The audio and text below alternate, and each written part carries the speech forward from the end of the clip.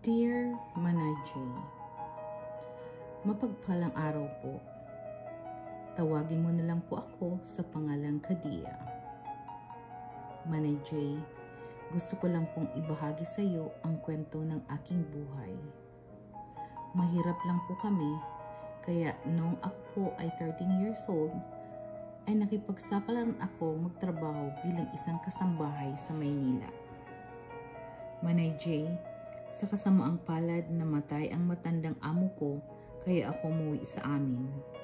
Nagpaampon ako sa pamangkin ng papa ko para makapag-aral.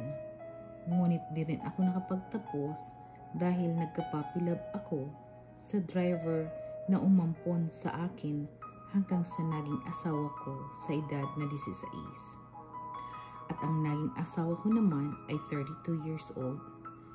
Naging masaya naman ang pagkasama namin hanggang nagkaroon kami ng 3 anak.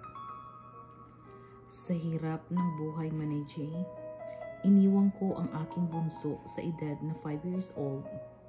Nag-ibang bansa ako sa bansang Saudi. Naging maayos naman po ang aking amo sa bansang Saudi. Mahirap pero kinaya ko. Ang asawa ko po ay araw-araw na mamasada ng jeep. Kaya naisip ko, kunin ang aking pamangkin na babae.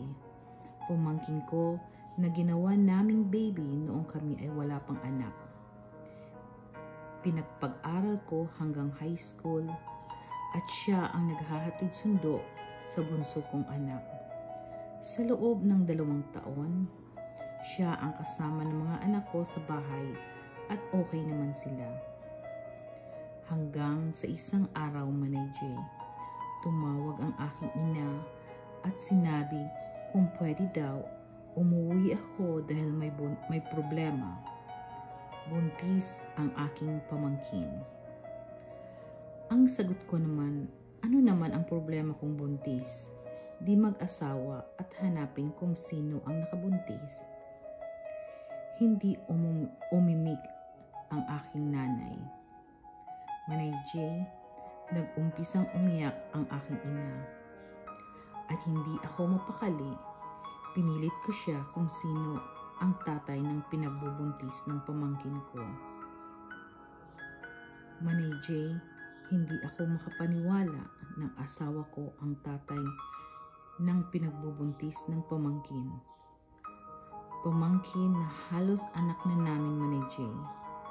Para akong sinukluban ng langit at lupa. Manay J, sa sinabi ng aking ina, sinabi ko agad sa mga amo ko ang problema na halos mahimatay ako sa kaiiyak sa sama ng loob. Sa sakit kung bakit nagawa ng asawa ko at pamangkin ko. Manay J, hindi ako makapaniwala. Kaya tinawagan ko ang aking asawa at yun inamin niya. Galit na galit ang pamilya ko. Pero agad kong pinaalis ang asawa ko para hindi maabutan ng pamilya ko sa bahay namin. Pagkatapos ay agad akong umuwi sa Pilipinas. Inayos ko ang aking mga anak. Nakipagkita ako sa asawa ko para kausapin siya. Pero nag-promise ako sa pamilya ko na hindi na kami magsasama pa ulit.